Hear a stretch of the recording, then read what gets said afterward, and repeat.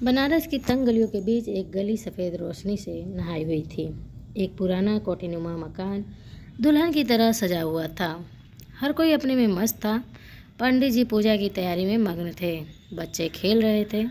सजी धजी महिलाएं आपस में एक दूसरे को अपने गहने और साड़ी दिखाने में मशगूल थी। तभी एक सुंदर सी रूपदार महिला वहां पहुंची और चिंता जताते हुए बच्चे से बोली, अरे तुम लोगों ने शेखर को बुलाया कि नहीं? भाग कर जाओ और जल्दी से शेखर को बुला कर लाओ, मुहूर्त निकला जा रहा है। तभी एक सुंदर युवक पीला कुर्ता सफ़ेद पैजामा पहने हुए आंगन में पहुंचा। माँ, आपका शेखर हाजिर है, कहते हुए उसने माँ के गले में बाहें डाल दी। माँ ने बड़े प्यार से शेखर को देखा और बोली, कितना सुंदर लग रहा है मेरा बेटा, इसे काला टिक्का लगा दो, नहीं तो किसी की बुरी नज़र लग जाएगी। आज शेखर की शिखा के साथ शादी है। बड़ी धूमधाम से दोनों का विवाह संपूर्ण हुआ। शिखा की सास तो शिखा जैसी सुंदर और सुशील बहू पाकर धन्य हो गई, और शेखर का हाल तो ऐसा था कि उसे शिखा को प्यार करने के लिए 24 घंटे कम पड़ रहे थे। उसे लगता कि शिखा बस सारा टाइम उसके पास ही बैठी रहे। शिखा को ये सब देखकर लगता जैसे सारा जहां उसके आंचल में सिमट गया है। शिखा और शेखर के दिन रात प्यार की सरगोशी में गुजरने लगे। एक हफ्ता कैसे बीता पता ही नहीं चला। कुछ ही दिन बाद शिखा के भाई और पिताजी शिखा को लेने आए तो शेखर का मन शिखा को छोड़ने के लिए तैयार ही नहीं था। शेखर बेचैन होकर शिखा से बोला, यार मैं तो तुम्हारे बिना एक पल भी नहीं रह सकता। तुम कुछ ऐसा जुगाड़ करो कि हम एक साथ तुम्हारे मायके जाएं और तुम मेरे साथ ही लौट आओ। शिखा का हाल भी शेखर जैसा ही था। वो भी शेखर से दूर नहीं रहना चाहती थी। अगले दिन शिखा ने हिचकिचाते हुए माँ से कहा, माँ, वो दरअसल मुझे कुछ ज़रूरी काम है, इसलिए मैं सोच रही थी कि मैं शेखर के साथ मायके आऊँ और 2-3 दिन वहाँ रहकर उनके साथ ही वापस आ जाऊँ। माँ बहू के मन की बात समझ रही थी, इसलिए मुस्कुराते हुए बोली, अच्छा ठीक है, मैं तुम्हारे पिताजी से बात कर लेती हूँ। फिर माँ ने शिखा के पिताजी से कहा, दरअसल कल हमारे यहाँ पूजा है, इसलिए पूजा के बाद शिखा को लेकर शेखर इलाहाबाद पहुँच जाएगा। उधर 2-3 दिन रहकर संगम स्नान भी कर लेंगे और वहाँ से साथ वापस भी आ जाएंगे। शिखा के पिताजी ने हामी भरते हुए कहा, ठीक है, शेखर भी आएंगे तो हम सबको अच्छा लगेगा। शिखा के पिताजी उसी दिन शाम की गाड़ी से वापस चले आए।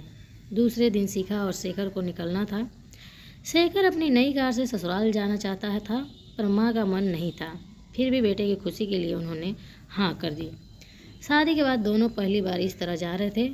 लाल रंग की साड़ी और ढेर सारे गहनों से सजी शिखा बहुत प्यारी लग रही थी। रास्ते में शेखर उसे बार बार देख रहा था। दोनों अपने मस्ती में दुनिया से बेखबर चले जा रहे थे। तभी सामने से एक अनियंत्रित ट्रक तेज़ी से आया। जब तक वो दोनों कुछ समझ पाते, एक तेज़ आवाज़ के साथ सब कुछ शांत हो गया। आँख खुली तो दोनों ने खुद को हॉस्पिटल में पाया। शिखा पट्टियों से बंधी लेटी हुई थी। पास में परिवार के सभी लोग थे। माँ बोली, ईश्वर की कृपा है कि इतने भयानक हादसा के बाद भी तुम दोनों बच गए। शिखा के पैर में फ्रैक्चर हो गया था, इसलिए 3 महीने वो बिस्तर पर रही। इस दौरान शेखर और माँ ने उसकी बहुत सेवा की। उसके बाद सब समान हो गया। शादी के 3 साल बाद भी जब शिखा की तरफ से कोई खुशखबरी नहीं मिली तो माँ कुछ अधीर सी होने लगी। माँ के कहने पर दोनों डॉक्टर से मिले और उन्हें बहुत सारे मेडिकल टेस्ट कराने पड़े। सारी रिपोर्ट देखने के बाद डॉक्टर ने कहा, लगता है शिखा को कभी गहरी चोट लगी थी, जिसकी वजह से वो अब माँ बन नहीं सकती। डॉक्टर की बात सुनते ही दोनों जैसे जड़ हो गए। डॉक्टर ने दोनों की मन स्थिति को समझते हुए कहा, परेशान क्यों होते हो? आज मेडिकल साइंस इतना आगे बढ़ गया है कि कोई भी स्त्री माँ बनने का सुख ले सकती है। आपको ऐसी कई सरोगेट मदर मिल जाएंगी जो आपके बच्चे के लिए अपनी कोख किराए पर दे देंगी। डॉक्टर की बात सुनकर एक उम्मीद के लिए शेखर घर वापस आया और सबसे इस बारे में बात की। बाकी लोग तो राजी थे, लेकिन माँ को इस बात से सख्त ऐतराज़ था। माँ ने गुस्से में कहा, साइंस ने तो आज माँ और ममता दोनों को बेच दिया है। अरे वो हमारे वंश का थोड़े ही कहलाएगा, उसमें किसका खून होगा, किसके संस्कार आएंगे। माँ ने एक सांस में कई प्रश्न पूछ डाले।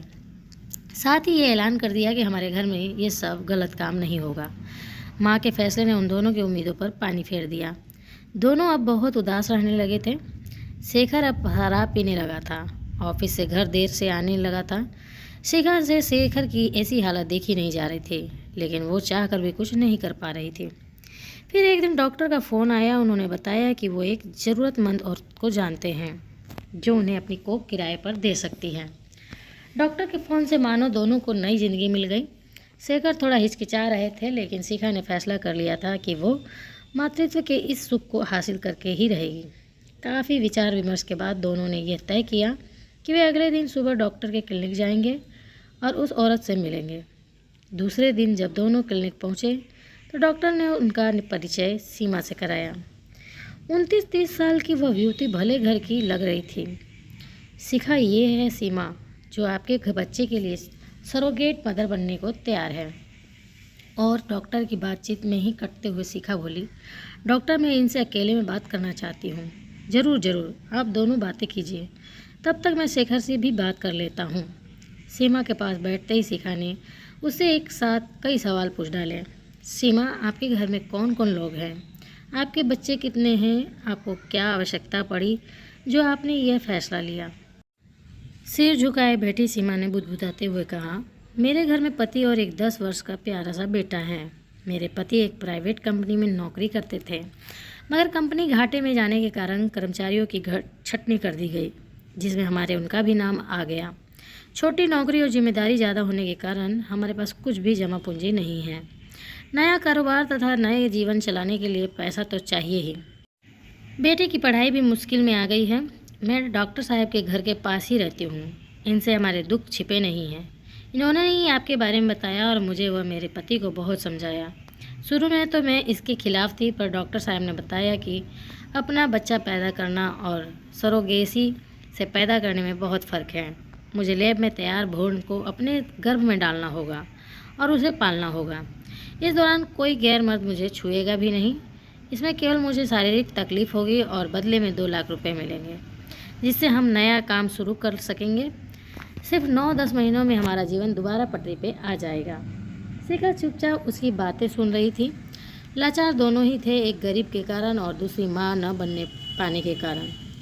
वो दोनों ही एक दूसरे का सहारा बन सकती थी। शिखा को सीमा पसंद आ गई।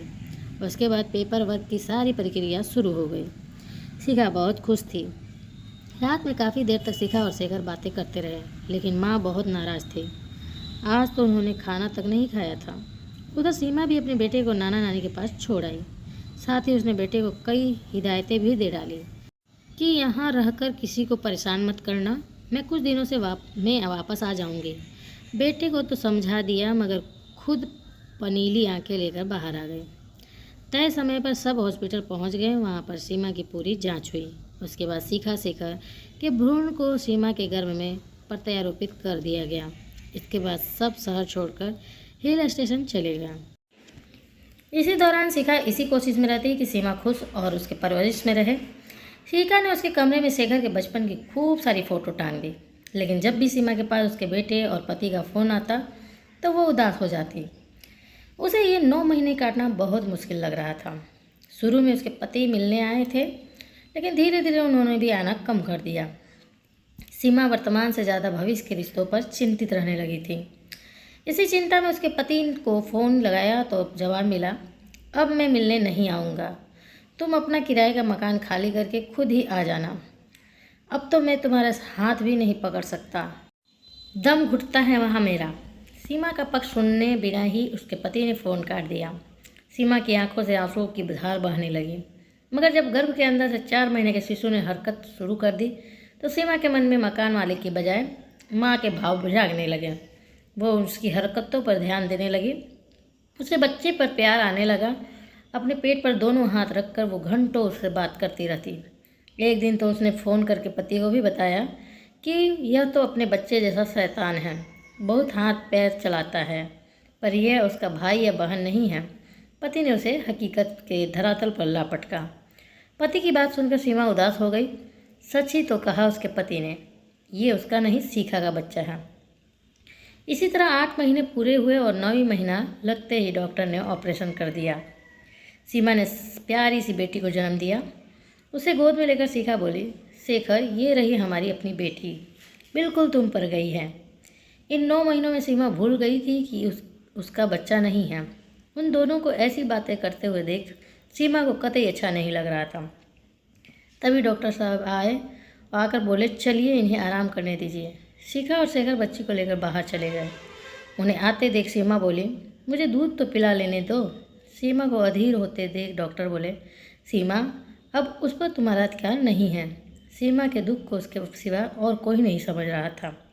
हार कर उसने अपने मन को समझाया कि जो बच्चा उसके था ही नहीं, उसके लिए उदास होकर क्या होगा।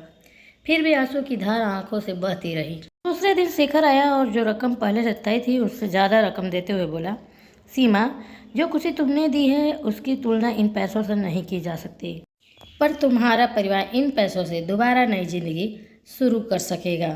तुम्हारे इन फैसलों ने 2 परिवारों को खुशी दी है, या कहूँ कि पूर्णता दी है। मैं और शिखा मरते दम तक तुम्हारा एहसान नहीं भूलेंगे, पर एक विनती है कि अब तुम कभी हमारे परिवार के सामने मत आना। आज से हमारे रास्ते अलग अलग हैं। आज हम अपनी बच्ची को लेकर वापस जा रहे हैं। तुम जब तक पूरी तरह ठीक ना हो जाओ तब तक यहीं रहना। मैंने डॉक्टर का सारा खर्च दे दिया है। सीमा से विदा लेकर दोनों अपने शहर बनारस पहुंच गए। बेटी को लेकर जैसे ही दोनों घर पहुंचे, माँ का पारा 7वें आसमान पर था। शेखर ने उन्हें बहुत समझाने की कोशिश की, पर माँ उनकी एक भी बात सुनने को तैयार नहीं थी। माँ अपने आप में ही बड़बड़ाई जा रही थी। एक तो करेला उस पर नीम चढ़ा, बेटी वो भी पराई की। बेटा होता तो एक बार मैं दिल पर पत्थर रखकर बच्चे को अपना भी लेती, मगर ये तो लड़की है। शिखा जो खामोशी से ये सब सुन रही थी एकदम बरस पड़ी। माँ, इसे आप अपनी पोती माने या न माने मुझे कोई फर्क नहीं पड़ता, लेकिन ये मेरी और शेखर की जिंदगी है। माँ ने गुस्से से शिखा को घूरा और वहाँ से चली गई। घर के सभी सदस्यों ने बच्ची को पूरे मन से अपना लिया, लेकिन माँ अपनी जिद पर अड़ी रही। शिखा और शेखर ने माँ को समझाने की लाख कोशिश की, लेकिन उनके व्यवहार में कोई परिवर्तन नहीं आया। गोद में उठाना, पुचकारना तो दूर, बच्ची के रोने पर भी वो कभी उसके पास तक नहीं भटकती थी। घर का ऐसा माहौल देखकर थक हार कर उन दोनों ने घर से दूर रहने का फैसला कर लिया। शेखर ने अपना ट्रांसफ़र दूसरे शहर में करा लिया और बच्ची को साथ लेकर वे घर से चले गए। समय बीतता गया और देखते ही देखते उनकी बेटी शिवानी 7 वर्ष की हो गई, मगर इन 7 वर्षों में वो कभी बनारस नहीं गई। शेखर 1-2 बार बनारस गया, पर माँ की बेरुखी देखकर उल्टे पांव लौट आया। इतनी दूरियों के बाद भी माँ का दिल नहीं पसीजा। न माँ ने कभी शिवानी का हाल पूछा और न ही शिखा का, पर वक्त को शायद कुछ और ही मंजूर था। अचानक पता चला कि माँ को कैंसर है। बनारस में डॉक्टर ने जवाब दिया, इसलिए जिद करके शेखर माँ को अपने पास ले आया। बीमारी ने माँ को काफ़ी बदल दिया था। अब उनमें पहले जैसा रौब और गुस्सा नहीं था। माँ को लेकर शेखर जैसे ही घर पहुंचा तो शिखा उनसे लिपट कर रोने लगी। शिखा को रोते देख माँ की भी आंखें भर आई। आंसुओं से जो पुराना विष दोनों के अंदर था वह बह गया और एक बार फिर उनका पुराना रिश्ता जीवित हो उठा। शेखर ने माहौल को हल्का बनाने के लिए हंसते हुए कहा, आप लोगों का राम भरत मिलाप खत्म हो गया हो तो मुझ गरीब को 1 कप चाय मिलेगी? अभी लाती हूँ, कहकर शिखा चाय बनाने चली गई। तभी पापा पापा करती शिवानी कमरे में पहुंची। उसे देखकर सब लोग हंसते हंसते लोटपोट हो गए। शिवानी के पूरे चेहरे पे पेंट लगा हुआ था। वो दांतों से ब्रश को पकड़े हुए थी और उसके दोनों हाथ में भी रंग से सरोबोर थे। शिवानी को देखकर आज माँ को गुस्सा नहीं बल्कि प्यार आ रहा था। माँ को शिवानी में शेखर का बचपन दिखाई दे रहा था। शिवानी को गोद में उठाते हुए माँ बोली, ये तो बिल्कुल शेखर जैसी है। शेखर को भी पेंटिंग का बहुत शौक था। वो भी बचपन में ऐसे ही पेंट से रंगा होता था। शिवानी को भी दादी का साथ बहुत भाता। वो हर पल दादी दादी करती, उनके आगे पीछे दौड़ते रहती। इस दौरान अच्छे अस्पताल में माँ का इलाज होते रहा और धीरे धीरे उनकी सेहत सुधरने लगी। दवा का असर और शिवानी का प्यार माँ को जल्दी ठीक करने लगे थे। माँ और शिवानी को एक साथ देखकर दोनों बहुत खुश होते। फिर वो दिन भी आ गया जब माँ को वापस बनारस जाना था। वहाँ उनके बिना सब अस्त व्यस्त हो गया था। माँ को यहाँ एक तरफ वापस जाने की खुशी थी, वहीं शिवानी से बिछड़ने का भी दुख था। लौटते समय माँ ने उन दोनों को बुलाकर कहा, बेटा मैं तुम दोनों से माफ़ी मांगना चाहती हूँ और उस औरत को शुक्रिया अदा करना चाहती हूँ जिसने हमारी शिवानी को जन्म दिया। मैं गलत थी, ना तो किराए की कोख होती है और ना ही किराए की बेटी। बेटी हो या बेटा, वो बस अपने माता पिता की संतान होती है। जन्म लेने की प्रक्रिया चाहे कुछ भी हो, महत्वपूर्ण यह है कि तुम दोनों को संतान का सुख मिला। फिर हमारे ग्रंथों में भी तो अन्य साधनों से संतान सुख प्राप्त करने का वर्णन है। फिर आज के समय में सरोगेट से संतान पाना कैसे गलत हो सकता है? इससे दो परिवारों को खुशी मिलती है। ये किराए की बेटी है, कैसे हो सकती है? ये तो शिवानी है, शेखर की बेटी, अपने शेखर की अपनी बेटी।